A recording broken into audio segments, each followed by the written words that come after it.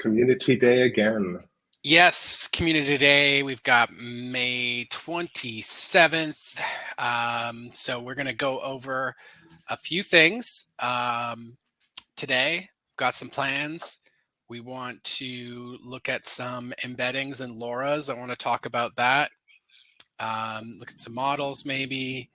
And we have Level Bevel here today. So we're not going to spend too much time on the LORAs and the embeddings because we want to do some fun to forum stuff.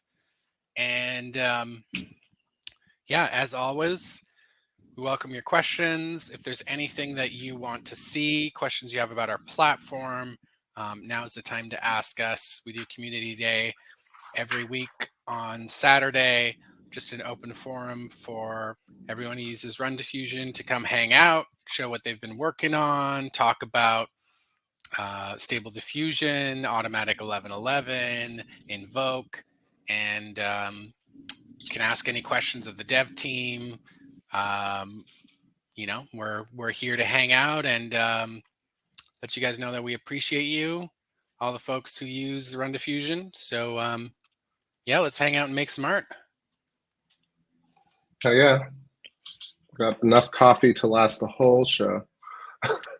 I do not have enough coffee today, but I've got nice little cacao. It's like a hot chocolate in the morning. It's great. Okay, Healthier, probably. Probably. Let me share screens here so we can get this rolling. Okay, that should be live on YouTube. And now I have to go over and share screen here.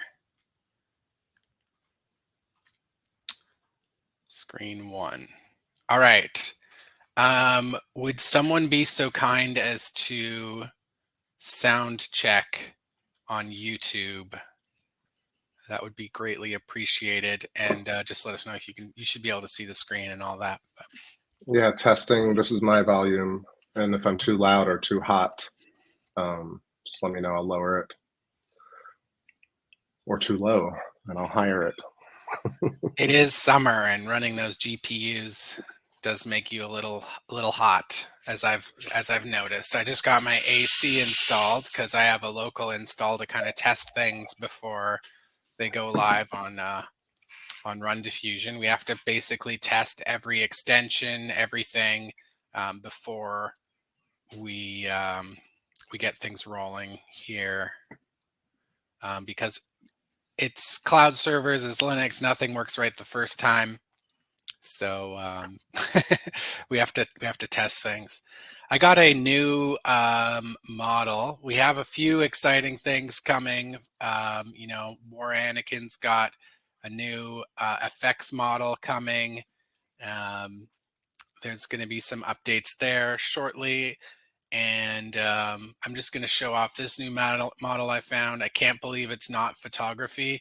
These are not like the best preview images. Just make sure I'm on, whoa, no, safe browsing mode, Civitai, thank you.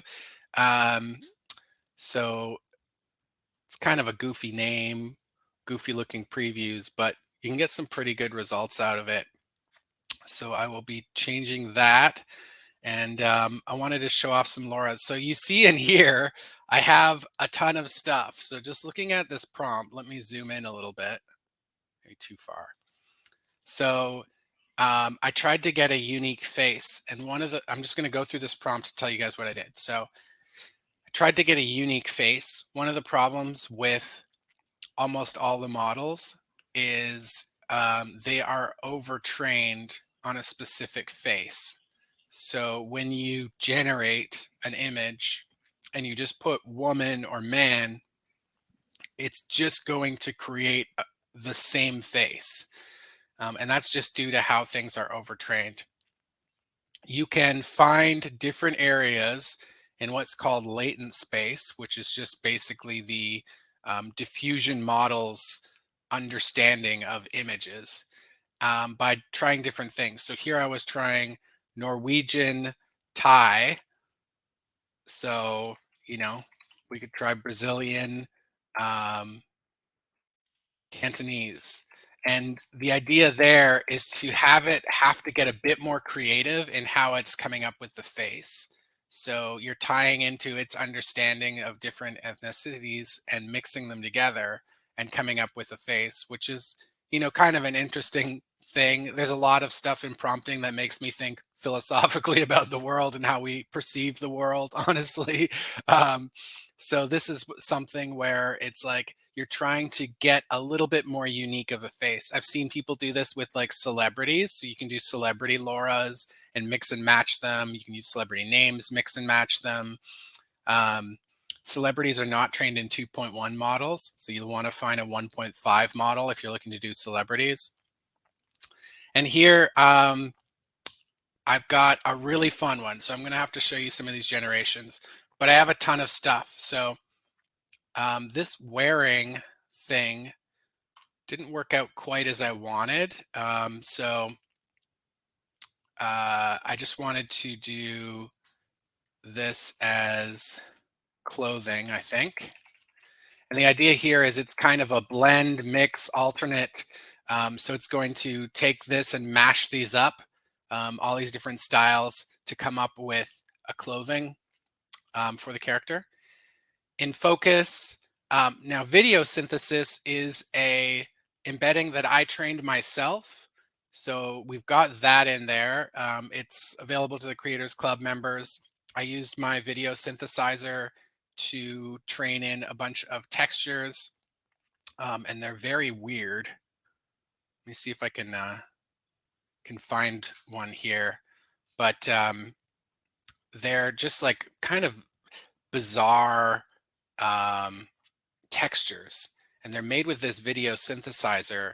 And I really wanted to see like how I could use, like, look at these. This is kind of what I'm talking about. Like, this is a raw capture from my video synthesizer, and when it's on the TV, I mean, it's beautiful, it's alive, it's moving. Like, this is all like a moving kind of dynamic thing, but very glitchy. These are just like very strange and glitchy things to train on.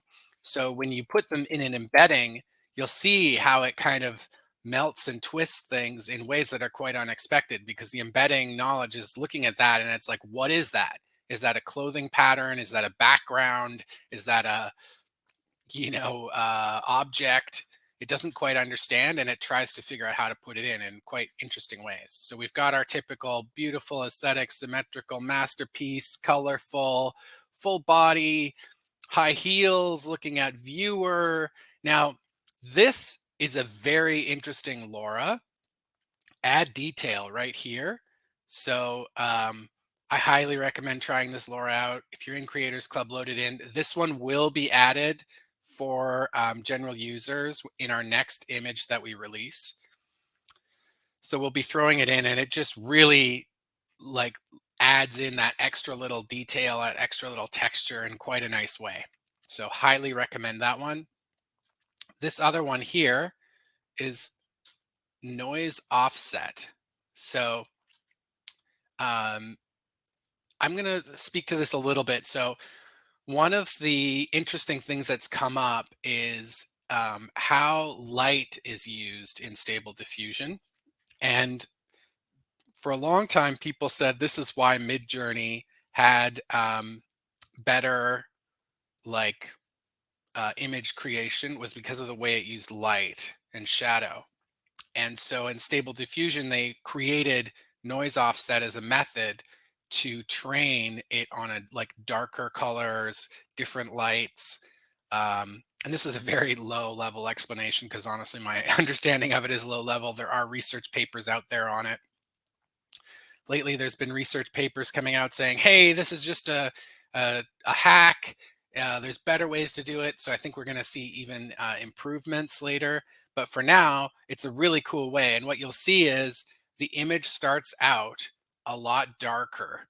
So typically when I start an image and I see it starting to get created on mine, it's kind of like brownish, but then it like very quickly gets the color and the light and everything.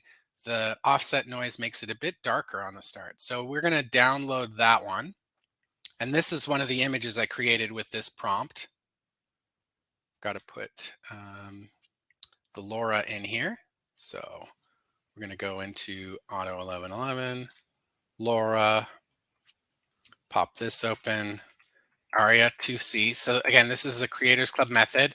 I'm going to use 8 synchronous connections, simultaneous connections to download it.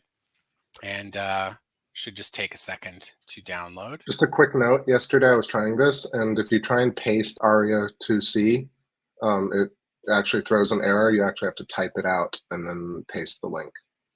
Yep. We're going to download this one as well, LORAs, just to try a few different ones out.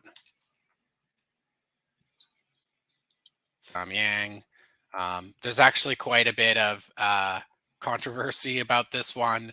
I think this was one of the early like AI art controversies was with this artist. So maybe you shouldn't use it, or if you don't feel comfortable, definitely understand. It is a beautiful art style. Okay, so we've got a few other ones here. So these, the ones with the LORA and then the brackets, obviously are LORAs. They have to be put in the prompt text to be pulled in. I have them weighted differently. So you see I'm adding a little less detail, a little less noise offset. And then I've done the same thing with these embeddings. Marbling art's one of my favorite. Liquid light is kind of a 70s style of visual art, video art that was done in discos where they would actually mix oils together and then put them on these pieces of clock glass on a overhead projector, and it would make these big, beautiful, moving shapes. This is like before they had like visuals. They would use these like actual liquids projected onto the walls. So it's a very beautiful technique. This one's more of a colorful training thing. And then this one is a really interesting LORA. So it's going to be hard to like really get everything on these and understand like what independently it is. But I was so impressed with the results. I just kind of wanted to share this. So let's just go over this. I've got DPM to MKeras. I've got a high level of sampling steps. I'm using high res fix, okay, to get a larger image. I know we're going through a lot here, but I just want to show you how this was done. I'm going to use a random seed, upscaling by 1.8. So I didn't want to get too many mutations and stuff. This one tends to mutate a lot because there's all of the crazy embeddings and stuff in there. So I was trying to reduce that. Maybe we even bring it down a bit. And need to change this to 4x ultra sharp. Okay. High res steps. So there's going to be additional steps after it creates the high res version of the image. And I've set the denoising quite high, maybe bring it down a little bit. The denoising will be how it's interpreting the upscaled image, and then using image to bring the low resolution one. So it is good to mess around with this if you're getting lots of oddities. You can try it out. Okay, in config scale 7, so we should be good to go. I'm not going to use ControlNet, although it does make absolutely great results with this. And you can see I've set clip skip to 2 on this. Got a VAE. There's information on this in the VAE section of our docs, which are right here. If you want to look at docs, just click the little book in the top corner. Okay, enough chatting about this. Let's get our first 3 and see how it looks. Phew. I'm okay you chatting about it. There's a lot. Your whole system looks different too than your typical setup, you know? Yeah, you mean the clip skip and stuff like that? Yeah, VAE's clip skip, and then upscaler, if you have that installed, it changes the interface a bit. So if you're looking at this and you don't have a sense of what's going on, it's because Revolved is a pretty advanced user. I guess, I mean, I haven't even done this yet, but it looks amazing. Well, that's because you're playing with Deforum every day. I gotta get into some of this this LORA hockey. Yeah, it's great to use in Deforum as well. I've been using embeddings, LORAs. They can all be used in Deforum. It's not documented, but they work, which is incredible, and they make really, really interesting results. But can be quite unpredictable. Wait, things in Auto 11 aren't documented. I You know, don't right? you don't say. Um, How odd. how odd. So we've got some results coming through here. Let's just take a look.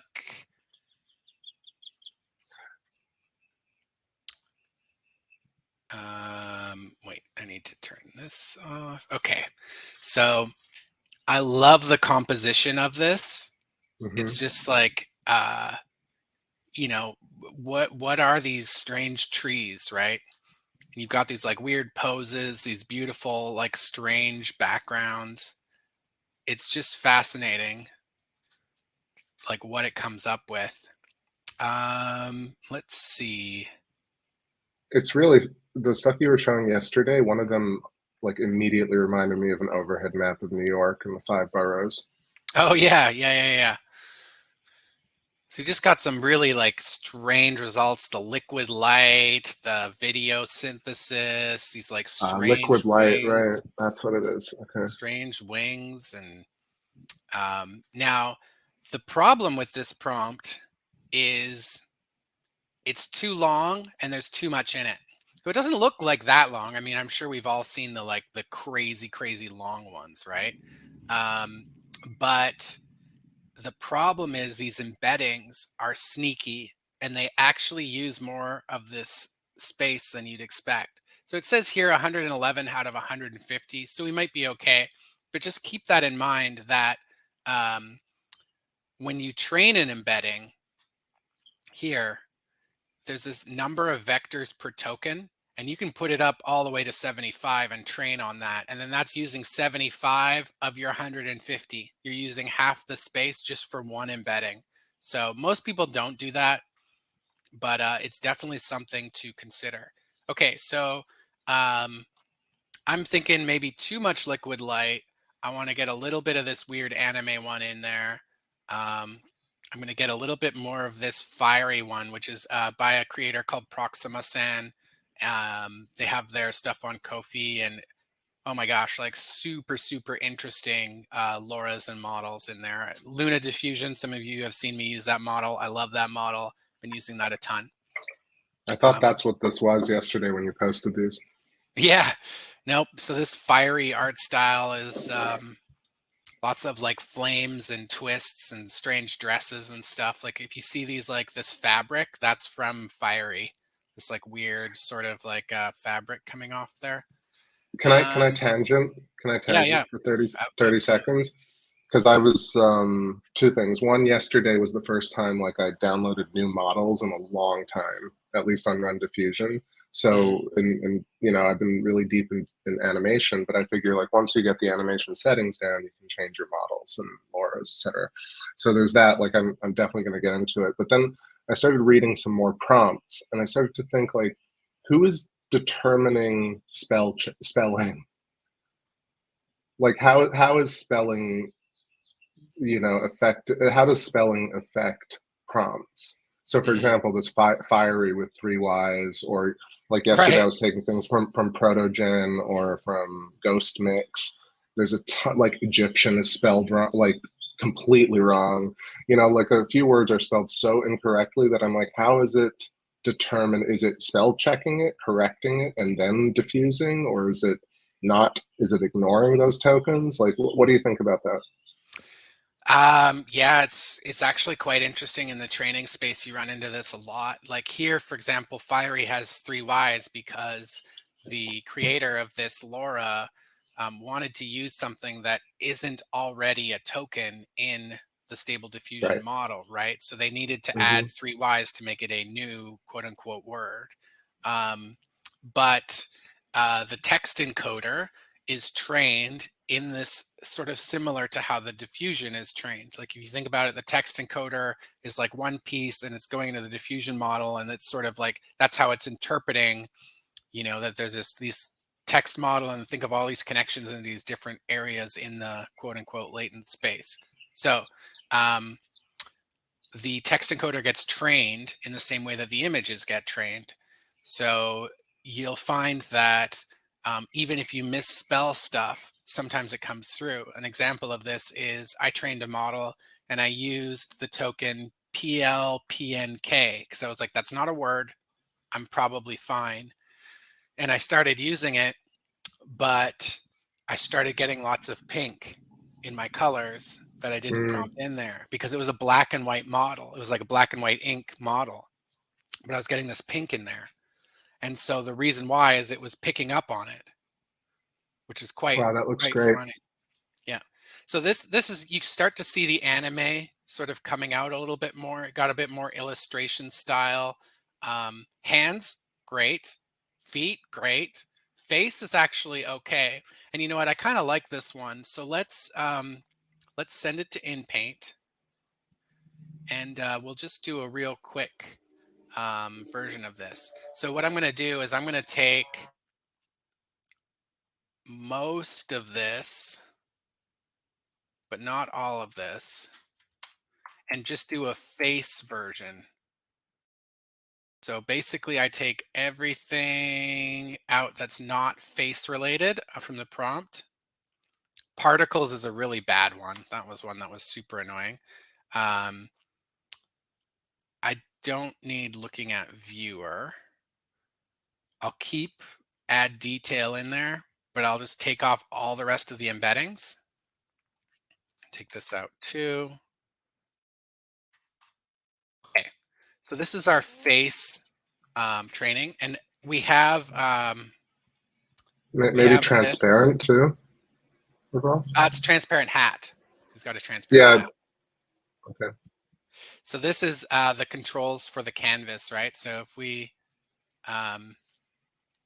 shift, we can dial it in here. And all we're going to do is look at this face, zoom back out, hit R, it will reset that.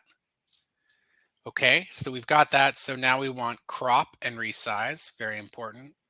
InPaint masked, original content only masked. Okay.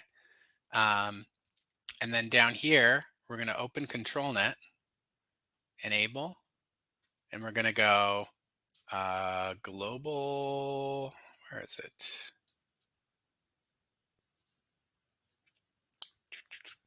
InPaint global harmonious.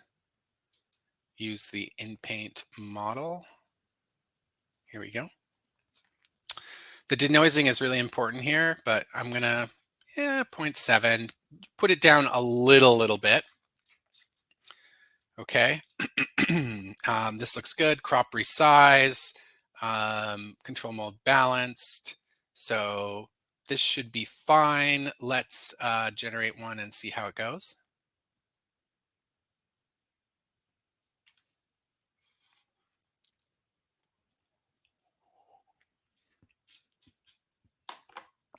And again, if you have any questions or anything, let me know. I think it's probably a great opportunity for people to train the global models, right? Like every country, every race, and then like ultimately a lot of merge that. Yes, that's actually a great point. Like a lot of the more realistic models have done that. Stable Diffusion 2.1 actually has a lot more content around that, which is really great. You can see here it's good, but it's not anime style at all, right?